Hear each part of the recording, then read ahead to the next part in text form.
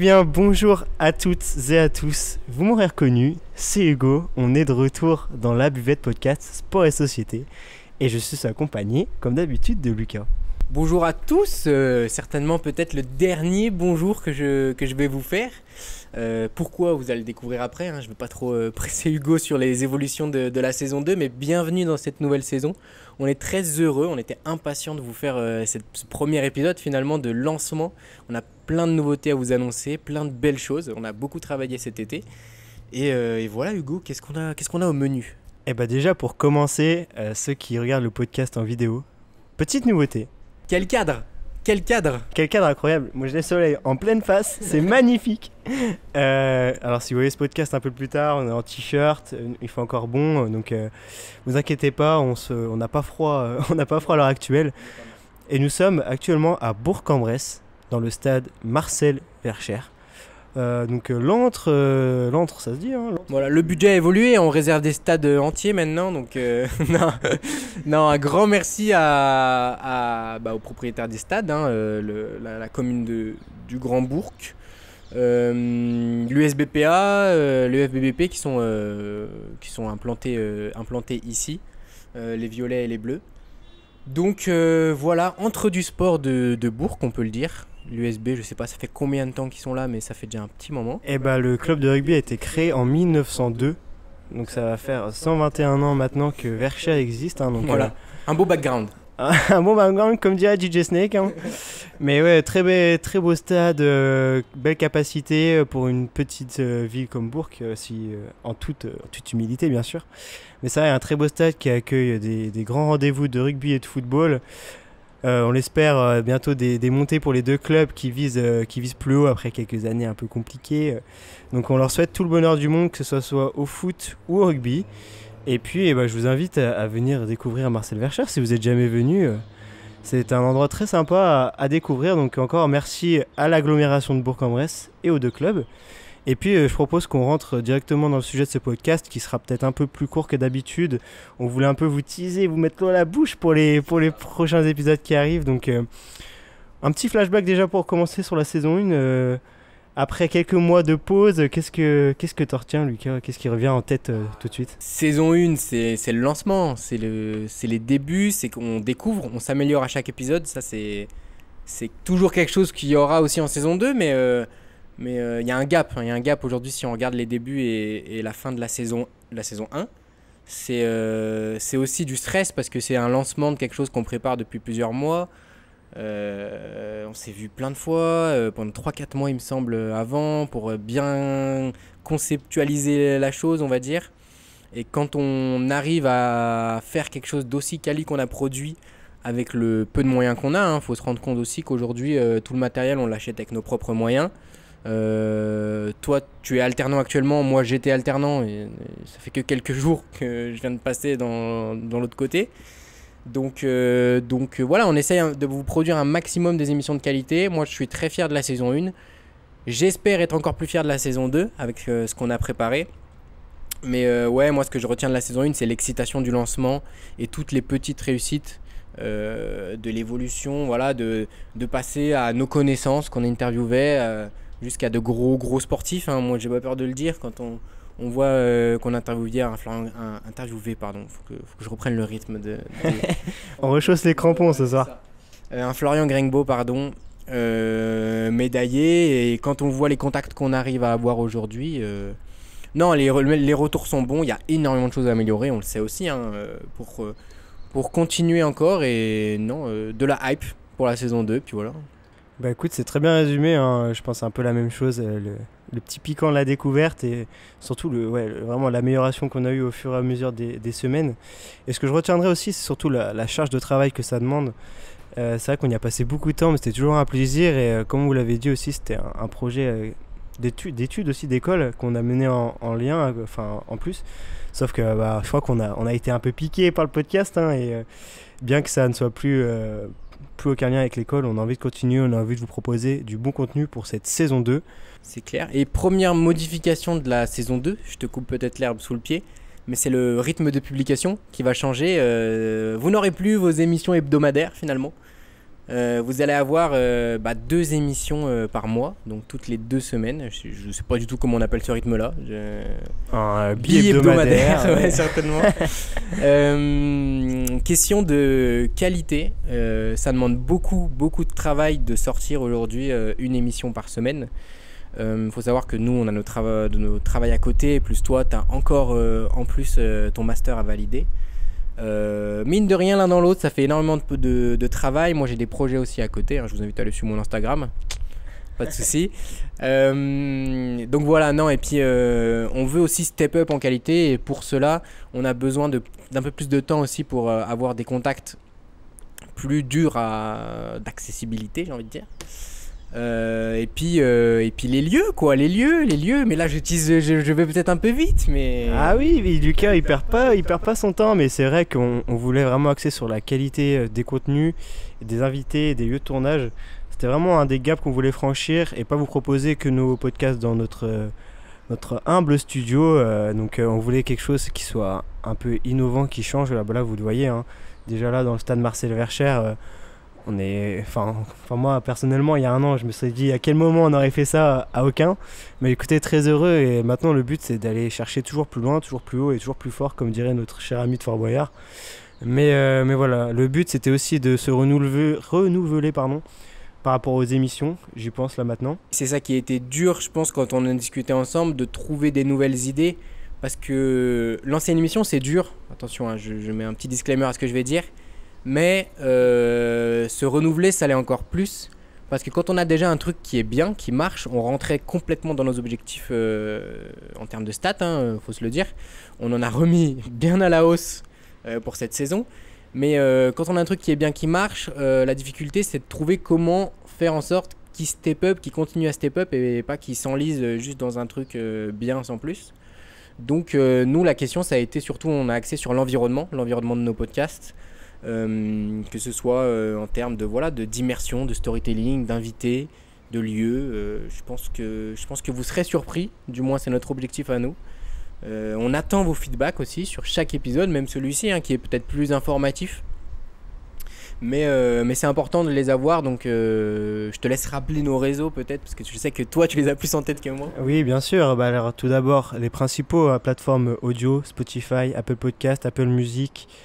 Site internet, vous pouvez écouter le podcast gratuitement, donc il n'y a pas d'excuses. Oui, j'ai pas mon abonnement Spotify, nanana. Non, vous allez sur le site internet, c'est gratuit, c'est accessible à tous. Donc déjà, premièrement là-dessus, et deuxièmement, les réseaux sociaux type Instagram et TikTok. On est aussi sur YouTube. Et sachant que la vidéo est quelque chose qui va être développé cette année, on ne fait pas de l'environnement visuel pour juste faire un podcast audio. Donc on essaye vraiment d'être multifonction aussi de ce côté-là. Et oui, on vous laisse découvrir les évolutions et d'aller voir tout ça, quoi. Exactement, on va essayer de s'améliorer un peu sur tous les petits détails. On a aussi des retours grâce à nos épreuves de fin d'année. Je vais arriver. Avec des professionnels pour le coup qui sont qualifiés dans ce domaine-là. Tu as eu des retours très très intéressants de ce côté-là. Moi c'était plus des professionnels en com général, tout ça, donc j'ai aussi des retours intéressants dans la promotion du podcast, mais ça en tant qu'auditeur ça vous intéresse moins, mais c'est vrai que toi pour le coup tu vas peut-être mieux en parler, mais tu as eu pas mal de retours pendant que le vent se lève et les lumières sont en train d'être arrachées par le vent, mais c'est l'inconvénient de l'extérieur. Mais... Oui, bienvenue dans une tribune, on est à quelques mètres du sol, forcément ça souffle. Pour l'instant tout tient bon, mais à tout moment vous entendez une lumière qui se fracasse dans le stade, vous inquiétez pas, c'est tout à fait normal. Mais oui, des retours de professionnels, et ça c'est la meilleure chose je pense pour nous en tant que débutants, hein, si j'ai envie de dire, dans ce milieu-là. On avait progressé, on a soif de connaissances, d'expertise, de technicité, etc. Mais c'est sûr que des retours de professionnels sur des choses que nous on avait, enfin moi personnellement je me disais mais ouais c'est vrai que j'y avais pas pensé, ça paraît tout bête, mais juste qu'on a la... C'est des petits détails, des petits conseils qui font la diff, encore une fois, c'est des petits détails, des petits conseils qui font la diff quand on a quelque chose déjà qui tient la route. Et nous c'est ce qu'on avait besoin, donc c'est tombé à pic, quoi. Voilà, dernier point de ce petit podcast, le plus important je pense. Le plus gros travail de cet été, la plus grosse négociation qu'on a eue, on est très fiers de vous annoncer que la buvette podcast est actuellement et sera pour l'année prochaine en collaboration avec le comité départemental olympique et sportif de l'Ain. Donc un grand merci à eux. Un gros merci à eux. Une certaine pensée pour Loïc qui est venu vers nous, qui nous a proposé la démarche aussi. Donc le CDOS 01, comité départemental olympique, comme tu l'as bien dit, de l'Ain. Des belles choses arrivent. Vous aurez l'interview d'ailleurs du directeur du CDOS, qui a aussi une belle carrière sportive derrière lui, et qui pourra nous expliquer aussi un peu les tenants et les aboutissants du partenariat. Il y a des très belles choses, on ne peut pas pour l'instant vous en parler parce qu'on attend de les faire pour vous les diffuser et pour garder un peu de croustillant aussi sous la botte. On invente tout le temps des expressions ici, hein, c'est assez fou. Non mais voilà, on était surpris, on était aussi assez fiers finalement, on est assez fiers même de vous le présenter parce que mine de rien à 1 an des JO c'est quand même valorisant d'avoir une proposition de collaboration comme celle-là. Donc on les remercie beaucoup. Du gros contenu arrive avec du gros champion aussi en perspective et de l'accès. Ils vont nous permettre d'avoir un certain accès à des sports peut-être plus mineurs et des sujets sociétaux hyper intéressants. Je peux vous teaser déjà des sujets comme le sport dans les quartiers difficiles, voilà, des trucs vraiment sociaux qui sont d'actualité, dont on aime parler. Et on va pouvoir vraiment avoir une expérience terrain aussi, ça c'est important.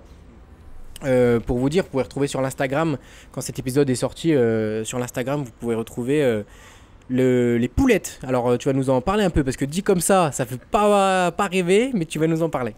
Alors oui, les poulettes, il faut savoir que Bourg-en-Bresse, pays du poulet à la crème et au mori. Donc voilà, Bourg-en-Bresse, capitale incontestable dans le monde du poulet. Et du coup, le CDOS a eu la merveilleuse idée, chaque rentrée au mois de septembre, d'organiser un événement qui se nomme les poulettes. Alors vous allez me dire, qu'est-ce que c'est que ça ? C'est très simple, en fait les poulettes c'est une marche qui est organisée dans Bourg-en-Bresse et qui est axée plutôt sur les femmes. C'est pas exclusivement réservé qu'aux femmes, mais voilà, c'est pour permettre en fait, si vous voulez, à toutes les femmes de se mettre en condition de sport et d'avoir accès à ce sport, d'être plus intégrées sportivement dans la société. Donc en fait, tous ces événements, vous verrez au fur et à mesure de l'année du CDOS, rentrent parfaitement dans notre thématique du sport et de la société, de l'intégration. Et c'est vrai qu'à 1 an des JO, comme tu nous le disais, faire partie un peu de ce processus des JO 2024 à Paris, c'est quand même hyper gratifiant pour nous, de notre petit podcast de campagnard, si j'ai envie de dire. Hein.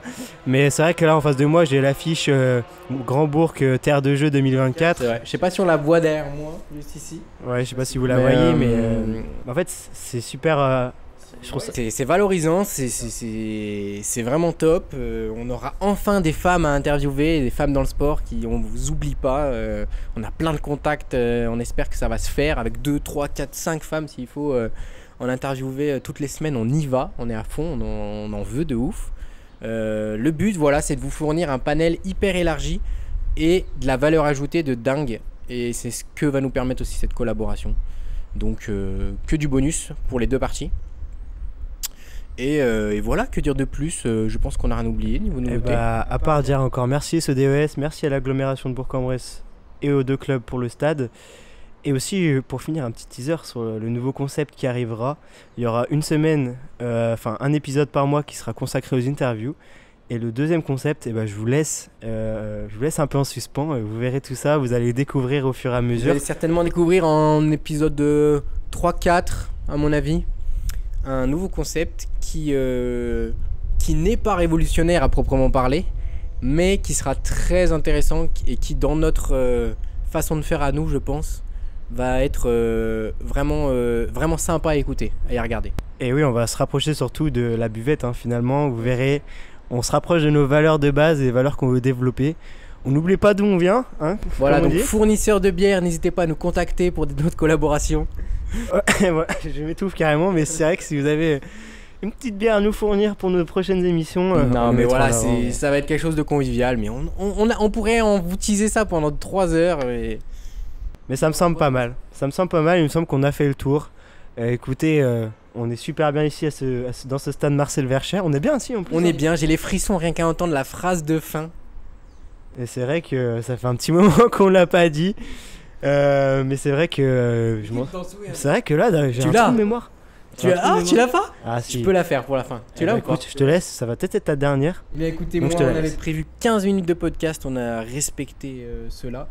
Et je ne vais pas parler plus longtemps parce qu'on va arriver à 16 bientôt. Mais je vous dis au revoir, passez une très bonne journée, une très bonne nuit, peu importe où vous soyez. Dans les transports en commun, si vous allez au travail, voilà. Kiffez votre vie, car la vie est un sport, alors buvons-la sous tous ses angles.